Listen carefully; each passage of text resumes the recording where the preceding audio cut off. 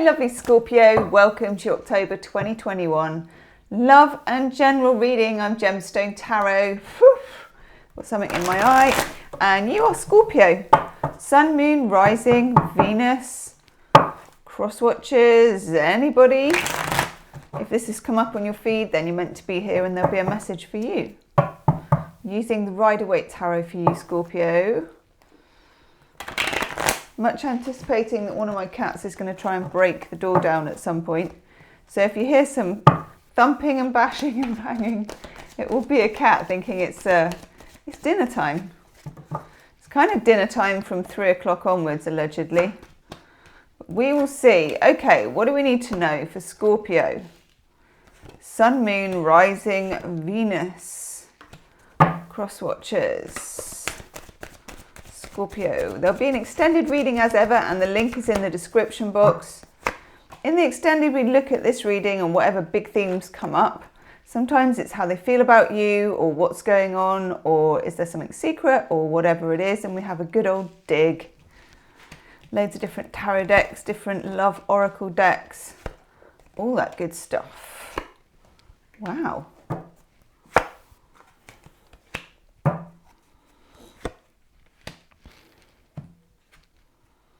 Okay.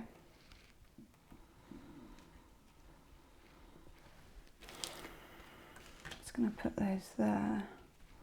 Those are overall energy cards. So I'm going to show you the cards in a minute as well. We can now see the spread thanks to my new super duper camera technology that I don't quite understand. But first of all, we're going to look at the overall energy cards, which are really good because you have two aces. We've got the Ace of Pentacles, which means something is a brewing, something is a starting. You're going to get to be choosing something or doing something or starting something, okay? Alongside, will that tune in? Yes. Ace of Swords. The truth, clarity, swing up the crown chakra. It's like, now I know. Okay, it feels like some of you have been waiting for information, for a message, for something to come in that completes a picture. Maybe like if we looked at this as a jigsaw, this would be the last piece of the jigsaw for you, okay? It feels like, let's have a look down here at the spread. Okay, and I'm just going to tune in. Hopefully this will work. You can see my hairband there that I keep my tarot cards on. Yes, let's bring it all down a bit so you can actually see it as well. It actually fits in not too badly, Scorpio. Right. If we look down here, you've got your two aces, which are your overall energy cards. And these are the Ace of Swords and the Ace of Pentacles. I love it when you get two aces together. Any two aces will do. Because one ace on its own is a little bit imbalanced. These two are the truth and knowledge. Communication allows you to build something, potentially for some of you, that has financial consequences as well, good financial consequences. But not before there's a lot of thinking about it. If you look over here, we've got the Seven of Pentacles. You've got somebody leaning on their hoe, as they say, and they're contemplating how far they've come with something. And they're thinking to themselves, okay, I've come this far with this. Do I want to take it further? Do I want to ditch it and, start something new? Is there still growth in this project, person, relationship, whatever it is? And the answer is they don't know yet. Okay, next to there, we've got the Eight of Pentacles. Again, this is a card that is often about work. Still learning how to get close-up cameras with these, camera angles even. There we go. Eight of Pentacles is when you've contemplated with the Seven and then you start putting into motion your plans, okay, for world domination or whatever it is. Some of you, this is to do with work. For some of you, this is to do with finances, work, putting together a security plan. In other words, how am I going to pay for this? Or how am I going to save for that? Or do I still like what I'm doing for a living? Can I change it? Can I get headhunted? Can I look around, get my CV out? Whatever it is people do these days. I mean, the job market has just become a bit weird, hasn't it, really? But can I put myself out there in whatever way it is? In terms of relationships, you might be dealing with an air sign, Gemini, Libra, Aquarius. Not many of you are dealing with an earth sign, but a couple of you, and some of you are dealing with a fire sign. It feels like for some of you there is a question of validity. Let's say there's like a crossover between business and relationship. So let's say you were CEO of your own company, the company of you, and you were having a job interview for suitable significant other or suitable relationship candidate, okay? And you were holding an interview with this person. You were putting them through the mill, you know, the usual mill that you get when you go to a job interview. Maybe there's a panel, you've got HR, all of that stuff. There's some rigorous testing here. You're contemplating it with that Seven of Pentacles. You're thinking it over. Is it of value to you? Are they good enough, I think? Is what they're offering good enough? And this could be someone that you meet this month as well. If it's someone you meet this month, I feel like you already knew them. So either they feel like an old soul to you and like you already know them, or you did a bit. You know, it's someone you may have briefly known before or something. It feels like you're putting someone to the test. So it's almost like, you know, in some job interviews, sorry to labour the metaphor, but it kind of feels right. You go and do 2 days of the job, you know, you actually get in there with this Eight of Pentacles and, oh my God, what am I doing? You actually try. I will actually sort out where the focus is on these cameras one day. You actually try it. You let them try as a candidate. So you may be giving someone a trial period. This might be someone you're already involved with, and you might be in the middle of this trial period where you don't really know what's going on with them. You don't really know what they're made of. You don't really know whether it's a yes or a no from you or even from them, okay? Your overall energy card, which we couldn't see on the other side, is the Two of Swords. Two of Swords is a bit like the Hanged Man in that you're blindfolded and there's a reason why you don't know which way it's going, because you don't know literally which way it's going.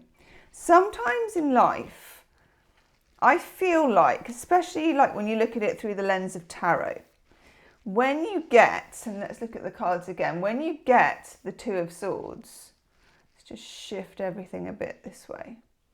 When you get the Two of Swords, it's like you're not supposed to know yet.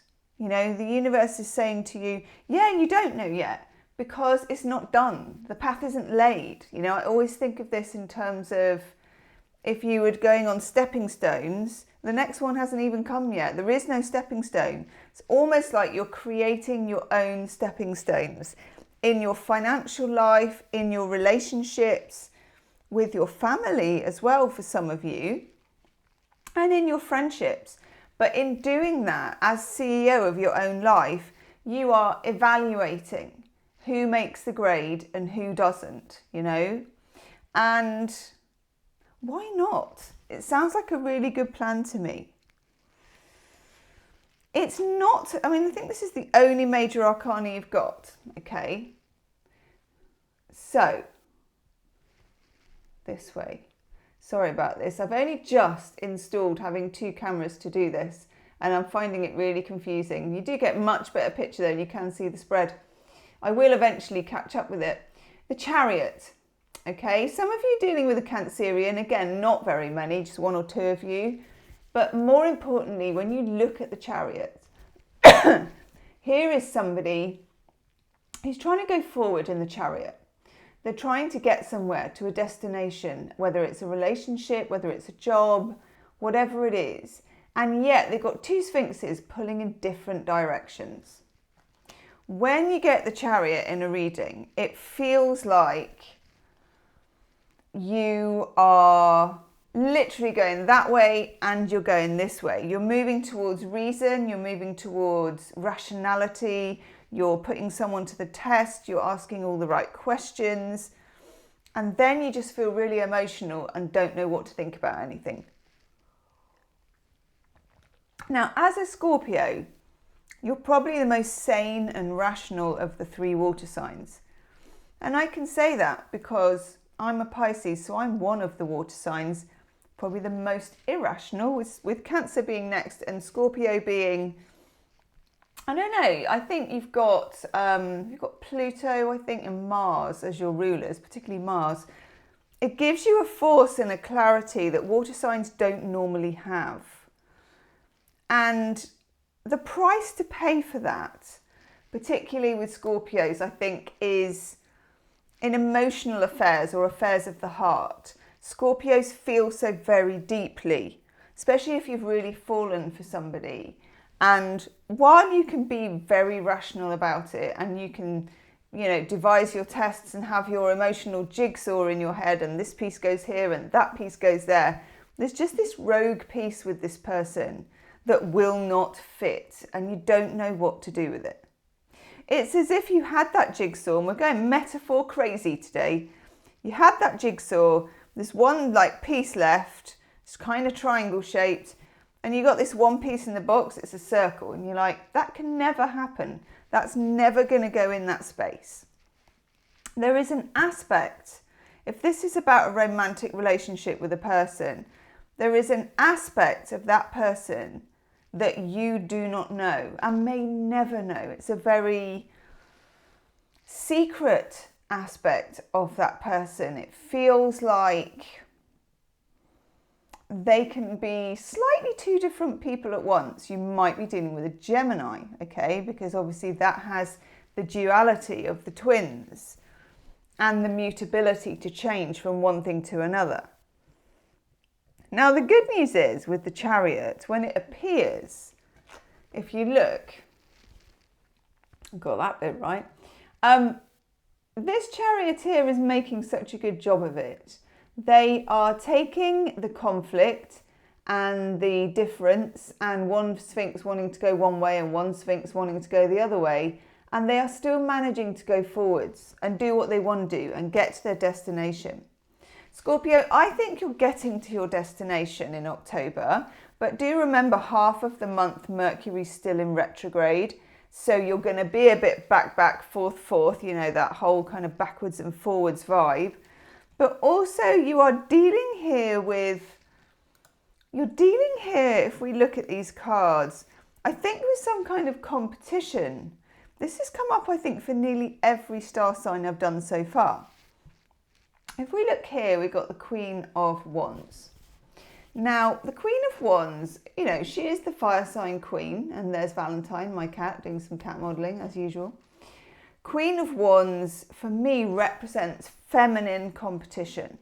Now, this could be through work, there could be some kind of disagreement or discord with a female employee, boss, HR, whatever it is. But also maybe in a romantic situation, there is an input from this Queen of Wands that may not be so very welcome to your eyes, or ears. Queen of Wands, because we also have the 3 of Cups down here. Queen of Wands with the 3 of Cups just makes me think there's someone a bit extra. Now, in your friends, this could just be somebody on the outside of a friendship group who's just a bit of a cuckoo in the nest, a bit of a stirrer. Someone who's just disrupts the harmony. This is a harmony disrupting queen. It doesn't mean that she is particularly negative or looking out to be this way. And sometimes, I don't know until I've pulled other cards what her role is. But I do know that she's like a bit of an interloper. She's a bit extra. She's a bit on the side of things. And when you get that 3 of Cups, it's about the group, it's about friendship, it's about colleagues. Now, over here, we also have the 5 of Cups. There's something you are also trying to resolve, maybe while Mercury's retrograde in the first half of the month. 3 cups are down here and 2 cups remain upright behind the person that they yet can't see. You may be grieving the loss of something or someone. Could be quite literal that, you know, there's somebody you used to know, it feels like. It could be an anniversary of something, or somebody you used to know just kind of creeps back into your head, or a relationship that's gone, you know, that feeling of what's past. And again, you're torn in two different directions about this. Maybe it wasn't the best relationship, but maybe you're suddenly still missing that person. Maybe for some of you, you are deciding whether or not to contact somebody, or whether maybe they've contacted you and you don't really know what to do about it. Down here, we've also got the Three of Pentacles. So that's 2 3s that we've got now, 2 triangles, okay? And triangles and 3s for me, they do represent the balance of a pair with an extra. You are going to be very conscious of this feeling. Let's say this is about an ex or something and they've been in touch. You're going to be perhaps worried about a connection they had with somebody else, or have with somebody else, or did when you were together. There's something about that. Next to this Queen of Wands is this rather cool Four of Cups, this feeling of disinterest, or just, hey, I'm just cool, none of this really matters to me, you know. I feel like that's what this person is like, when everything matters to them, and you know it does. And yet they're not really declaring their hand, okay? So we have down here the Six of Swords, the need to, I wouldn't say escape a situation, but you want to move away from it. You want it to become clearer. You want the boundaries of a relationship to become clearer. You want somebody's intentions to become clearer. That will be the cat trying to break the door down. We'll just give it a second. And down here, we've got the Nine of Wands. You are going to defend yourself until that happens. It feels like you're going to keep your enemies closed. You're going to keep keep the shop shut, as it were. Just one second. I'll just let the cat through.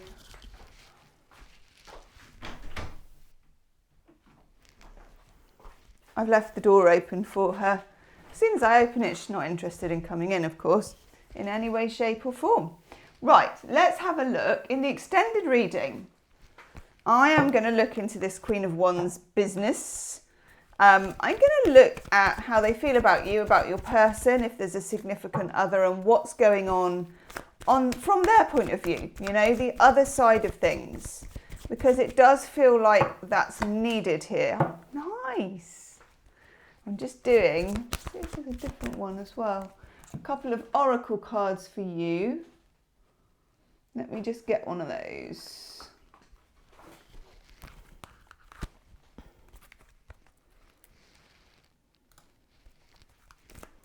The cat is now staring at the cat flap. What do you expect me to do with that, human? Yeah, it does feel a bit like that. Okay.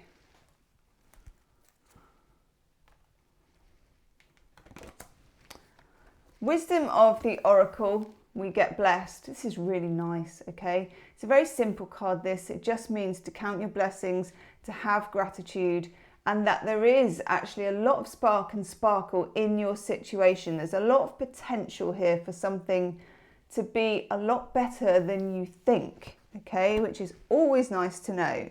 But you do need truth and integrity. Every Scorpio needs this, truth and integrity in all situations. You're offering it, so you want to receive it.